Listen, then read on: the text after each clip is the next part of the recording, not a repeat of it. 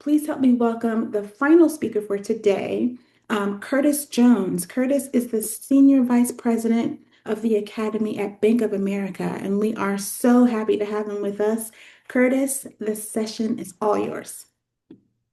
Oh, thank you so much, Casey, and it's good to see people from all over the country. And again, thank you for the welcome of the applause, and that's great because I was going to say we're going to be interactive today, and it's a little harder when we're not in person, but you're right on it about using the emoticons down at the bottom. It's under the react by the heart shape that if you want to either clap, raise your hand because I might ask, does this kind of seem familiar with you? As well as feel free to put things into the webinar chat. But we're here to talk about unleashing the real potential of AI inside the workplace, and had the opportunity to deliver this in Las Vegas about 4 weeks ago on the ELB main stage. So let's try to use the react buttons. How many had the opportunity to be in Las Vegas back in November?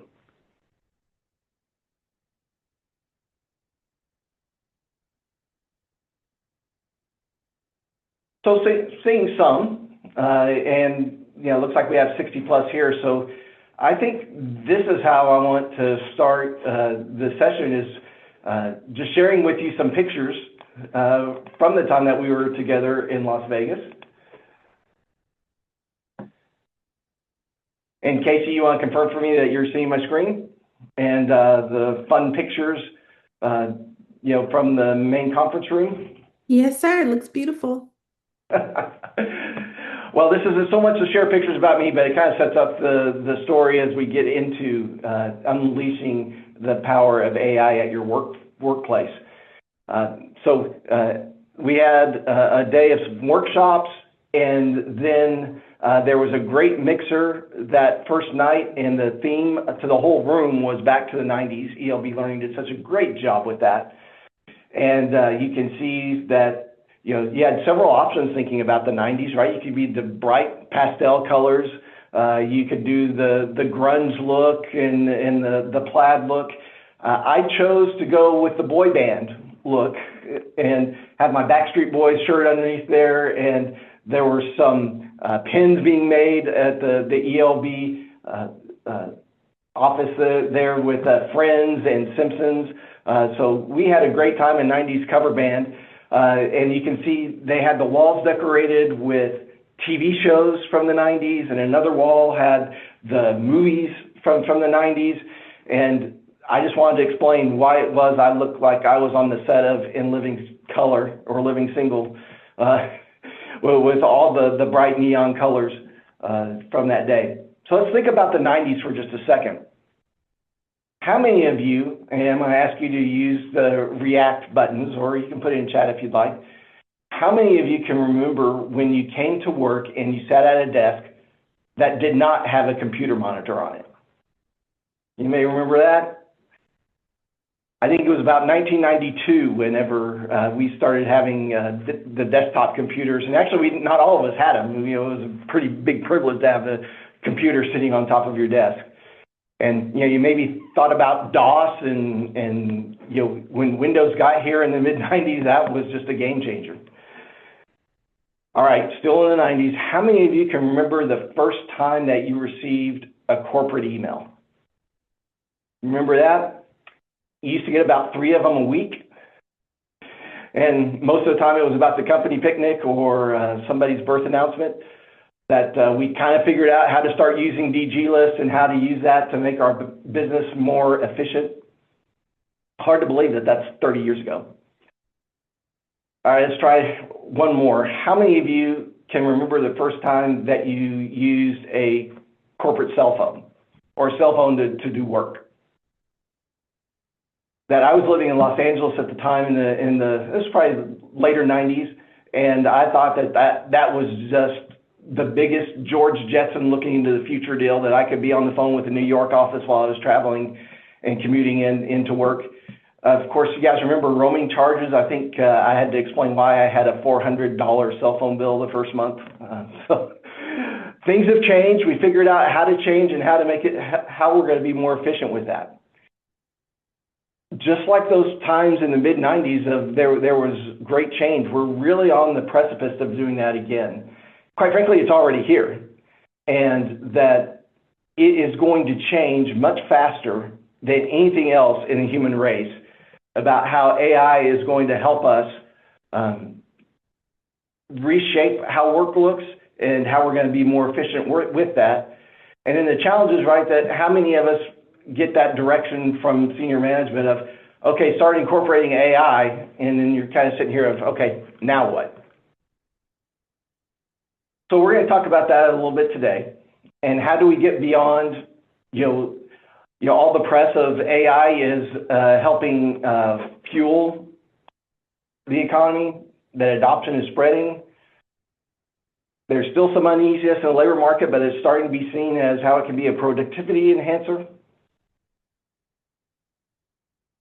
How do we get beyond all that hype that we read in the headlines, and how do we, in our individual places of work, how do we get beyond the pilot projects and say that we're doing something, but how do we get that unleashed?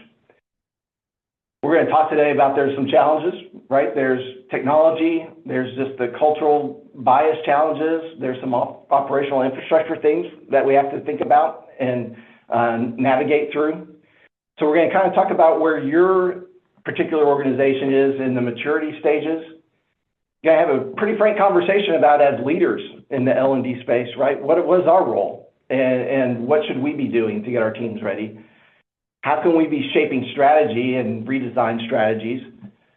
And then also, we need to be cautious and mindful of the importance of human oversight into everything that we do with AI.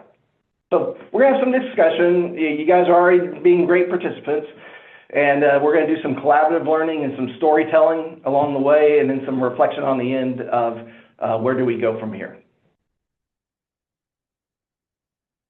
So despite its bold visions, right, the adoption of AI in our workplaces, the path has been a little slower and a little bit more complex than maybe we had initially thought. That's for a combination of issues, and we're going to go through the three, and then I'm going to ask for you to kind of indicate where if any of these resonate with you, and you can just do that by adding the thumbs up or putting something in the chat. Maybe there's something that should be on the list in your experience that's not on the list. First of all, just the technology, right? There are things that can be slowed by data integration issues, right?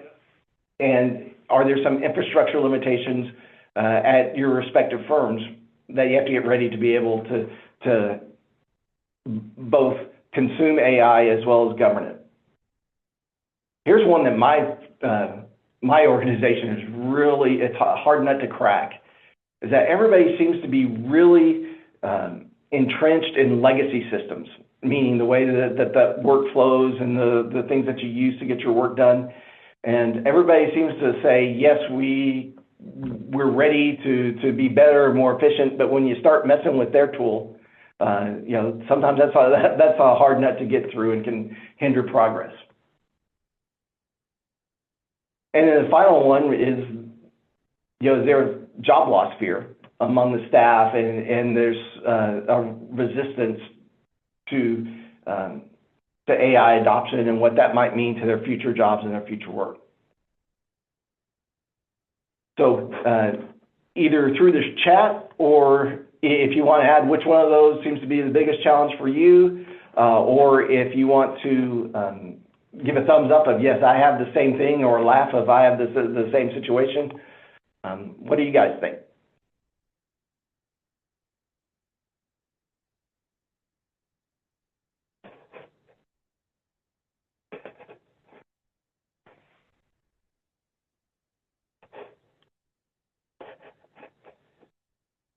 AI and HIPAA, that's great. Yeah.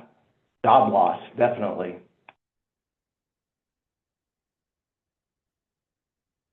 Clear vision. Yeah, we're going to talk about that in a second. That's outstanding. Yeah. Well, what type of both regulatory rules that you have to follow, international rules that you have to follow, hallucinations. We're going to talk about that in a minute. Absolutely. Change management.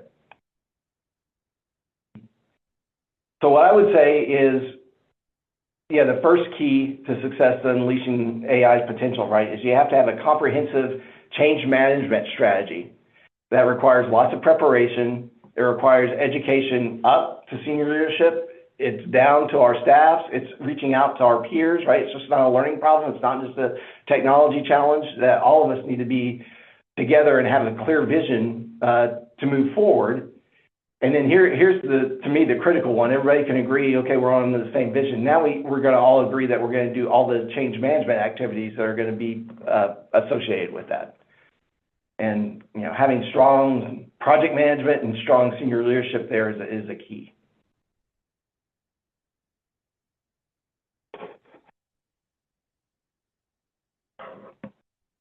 From research that I've done and some of my own experience getting ready for this presentation, right, that most feel that organizations are in one of these three buckets. And again, I'll ask you to, I'll give some examples from me, and then I'd like to see in the chat where most of you think that your organization sits. There's the initial implementation, where we start these pilot projects and small projects that maybe just incorporate a business function or two. And we're testing it to see if it's feasible, that we can scale that, or we can introduce this to our ecosystem. The second bucket is the scaling of AI solutions. And this is where it expands beyond that pilot project, and it's been incorporated in some form of the business. And ideally that it's maybe one or two functions where this solution spreads across. And it's helping to start to determine what you're going to do for business processes and better business solutions. The third one is transformative innovation. And this is where we're starting to rethink business models. And AI is a core component of those business models. And we start to rethink how we're going to realign the workforce and upskilling and retraining on various things. And it fosters strategic alignment to business goals. So I'm going to answer for Bank of America because I feel like it's kind of two places. One, if we're talking about learning and development, I feel that it feels like we're in the implementation, the initial implementation stage. We're doing some pilot projects. We think we know what the answers are, but we haven't proved those to be true yet. And we're in 2026 planning, much like I'm sure your organizations are, and then even looking forward to a roadmap, what's on the roadmap for 27 and 28. We're talking about customer facing. Bank of America has a tool called Erica, and it's an AI-driven tool that both interfaces with customers, and it helps on the back end to get information to support customers just in the moment of need. So that one feels like it's more in the scaling because it's reaching across different business lines to help with the solution. So I'm gonna, I didn't mean to go, let's go back, and I'd like to see just in the chat, what do you guys feel like, where do you think you are right now?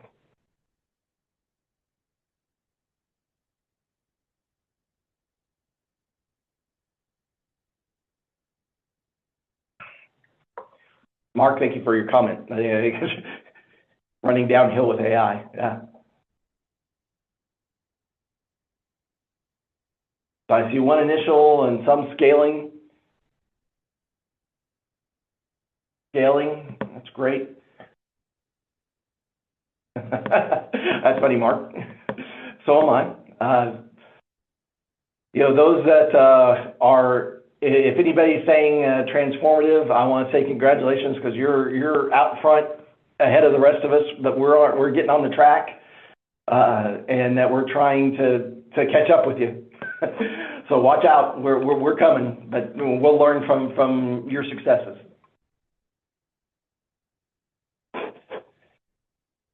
All right, I'm going to talk to those of us that are managers for a minute, because this is one, again, through research and just talking to other peers, it seems like as leaders, we're hesitant to talk with our teams and talk in a meaningful way with them about AI and what's coming.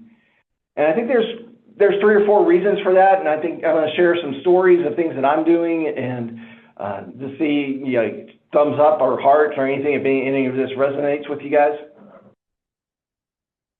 You know, we're hesitant to have those conversations because we don't have all the answers. You know, there's a little bit of imposter syndrome, you know, especially if some of us are on various earlier parts of the technology journey, right? That we're fearful that others have more and better answers, or that our company doesn't have the roadmap all the way figured out, so we shouldn't talk about it at all. I think not talking about it lines up into the anxiety and some of the other barriers that we were talking about earlier. Generally, I think most teammates are ready to embrace AI, but they're looking to us for ways, how can we do that? And what's permissible and what's not, what can I use it for and what's not. And, you know, try to, instead of saying, you know, take this and put it into Copilot or ChatGPT and just spit out a summary of the report, you know, show them some fun and creative ways in which it can do things that many people sometimes don't like to do. And I'm going to share a quick story. Had somebody on my team that recently received a promotion. She's going to work within Bank of America. It's a destination role for her. We're all really excited for her, but we're all deeply sad to see her go. She's been on the team for several years. And so we were in a staff meeting in which she was not in attendance, and we wanted to do something fun for her. And said, I know that she doesn't like to be on a Zoom call with 100 people and be in the spotlight, that she doesn't like surprise parties, but I think what she would really enjoy is something from each of us, just talking about our journey with her and something fun, because we all had unique interactions and relationship with her. However, sometimes, right, you know, and maybe this is something that somebody can either thumbs up or with a heart, the blank page to write something to somebody is extremely intimidating. And, you know, my experience is one of two things. One is that people really don't like to do it, or two, they're going to do it, but they're going to do it 15 minutes before it's due and then send it along. So we carved out about 20 or 30 minutes in a staff meeting, and we brought up Copilot and said, let's start to use examples of Copilot and attributes you want to talk about. And by the way, we're going to have a similar theme, and, you know, let it spit something back to you, and let's do this as a group exercise, because some are really happy with what they got and others aren't, and practice doing prompts together. So actually, this was, I'm rather proud of this. Our theme was, she always has her hands helping other people with other things, so it was an octopus under the sea kind of theme. But if you put in octopus in a prompt, it'll give you a picture of a real octopus. So you had to start being creative, and what color, and is it cartoonish? And that this turned out to be the best keepsake. We were spot on, but it also gave me an opportunity to kind of show, here are things, if writing heartfelt messages isn't your thing, here's a way that Copilot can do that. If you don't like searching for images, these are ways that you can do that. So again, set expectations, and it doesn't have to be a do and don't list, but try to find ways throughout your conversations to help the team figure out how it is that you can use, you know, AI and its tools. This also fits into the other that I've seen others talk about, right? The ease of anxiety of adoption. And also, you know, you want to encourage AI experimentation. Think about to the 90s, right? And hey, that's the first emails I got, right, of the company-wide picnic, you know, or somebody sending a very direct message, but they didn't know they didn't know how to send it to a person, so they sent it to the entire company. Right, we'll all get better as we go and that we practice, right? But we want to celebrate that practice and finding new ways. I'm going to look in the chat again, as well as just look for some, you know, either thumbs up or hand raises. Does anybody here know what a Waymo is? Has anybody used a Waymo before?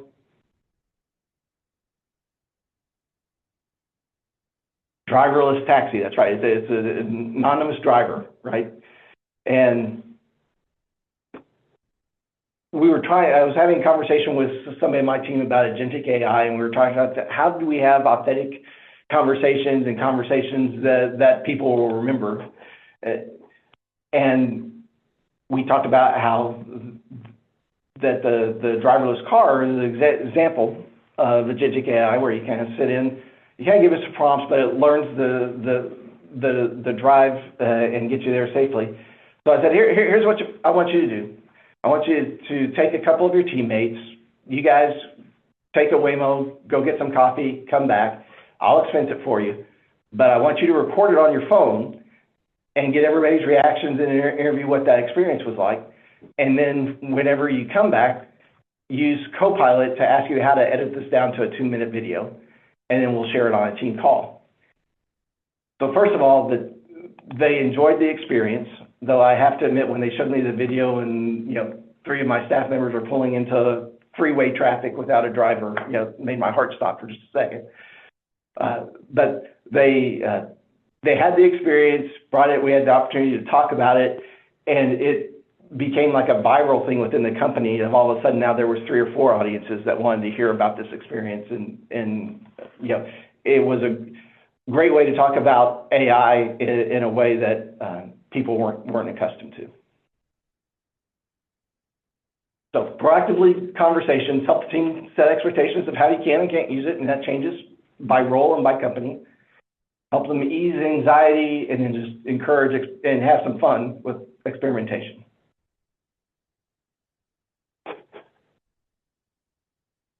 Oh, there's my octopus picture again. So as AI evolves, right, we have to rethink how work's structured and how we're going to execute it differently. So probably the biggest thing and the lowest hanging fruit, and this is where me and my team are working on right now, how do we incorporate these tools into our workflows, both to make them faster, more efficient, better user experience, but how can we take some of the data gathering out, but then put human decision-making in different places to make it a better system? As we start to do that, that's going to lead us to reimagining roles that emphasize human creativity and judgment, and that's work that happens along AI, not instead of humans. And then finally, as L&D leaders, right, that we have, our companies are counting on us to figure out where these skill gaps are, and then for us to quickly design training that's going to adapt this workforce to these AI-driven changes. Again, this is a unique intersection in time that only comes around so often, and we're right in the middle of it, and we have a great opportunity here. I did have opportunity to hear somebody speak on this. I lifted this from their presentation of, whether we're ready for AI or not with our workflow and our workforce, we're here and we need to deploy it and we need to start experimenting with it. That's actually going to reshape how we do the work. And once we figure out how we're going to reshape how we do the work, we need to figure out how we're going to reinvent the workforce and upskill and reskill the workforce.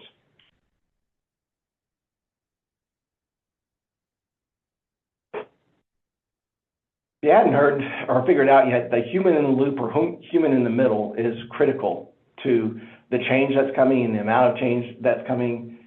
And we maybe need human oversight in different places than we were used to. But if you don't have that, right, you have all potential issues of, is the information correct? Is it contextual? Is it reliable? And as we start to do that, that brings more empowerment to the workforce as opposed to marginalization. One of the examples somebody shared with me was, did a prompt to say, how do we better protect the environment on planet Earth? And the answer was remove the human race. So again, no context and needs governance and oversight and accountability, and that you have to embed human oversight in everything that you do. And I think it's going to be just like the email and using cell phones for work and working with computers. We are going to figure out, as it evolves, where the right places and different places that needs to be.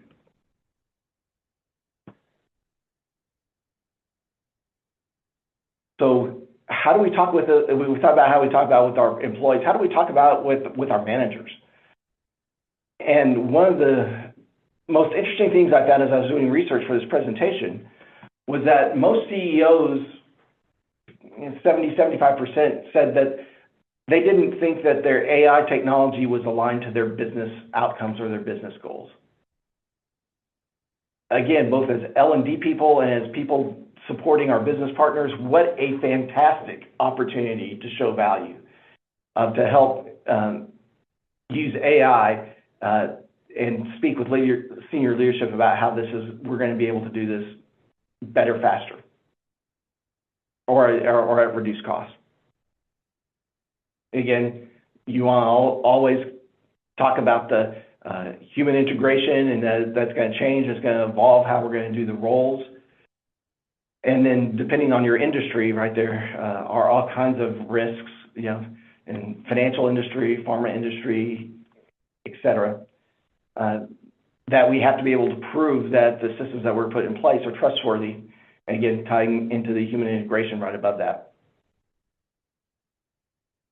I don't know, again, either heart, laughter, or raised hand or thumbs up. How many of you have a senior leader conversation that's gone something like, okay, I'm into this, I'm going to invest in this, how soon can I get my return on investment? How soon can I see I'm going to get 20% more for what I pay for today, or I'm going to be able to reduce headcount? And I think setting expectations, I see a thumbs up and see a little bit in the chat. That's a hard one. I will tell you how I'm personally approaching that, and I think we'll see if there's anything in the chat.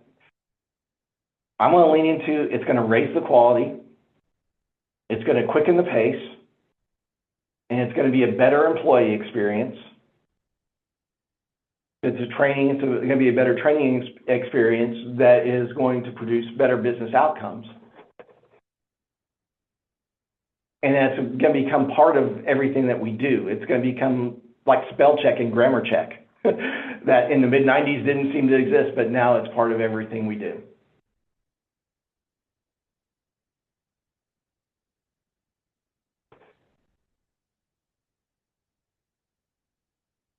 Other thing I remember from our seminars in Las Vegas, that on us as L&D leaders, right? It's on us to show the return and try to do it in such a way where we speak the business's language. Speed to proficiency was one of the things that we talked about knowing exactly what the ask was and what the key performance indicator was going to be once we were done.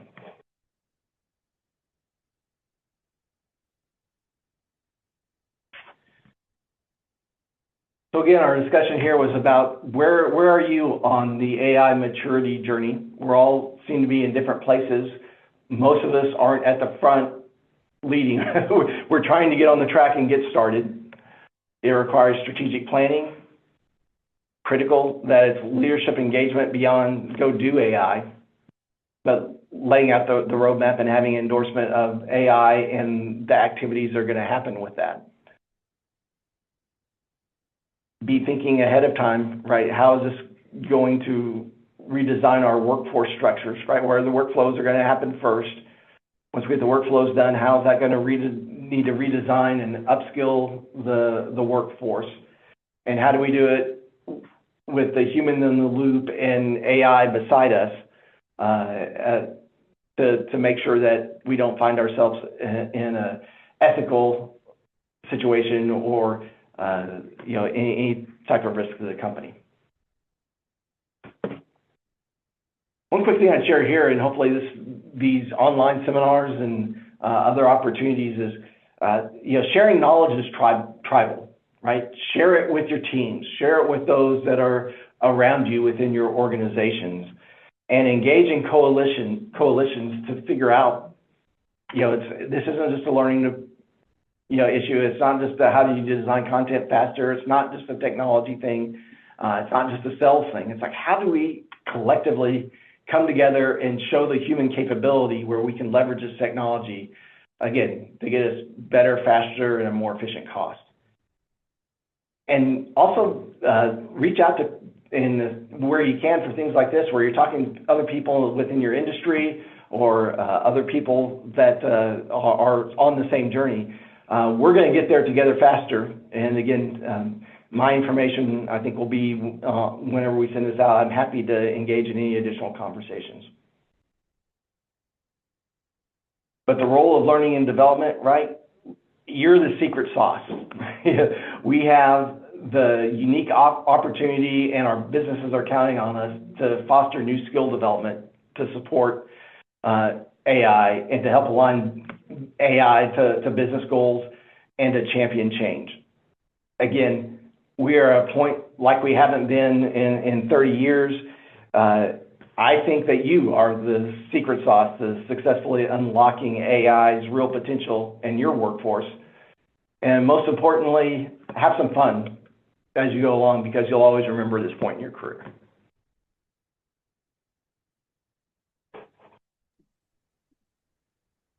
Awesome. Thank you so much, Curtis. I don't see any questions has popped up just yet, but I just want to thank you so much for sharing your expertise. I want to thank everyone who's joining us for listening in and offering their opinions in the chat and everything too.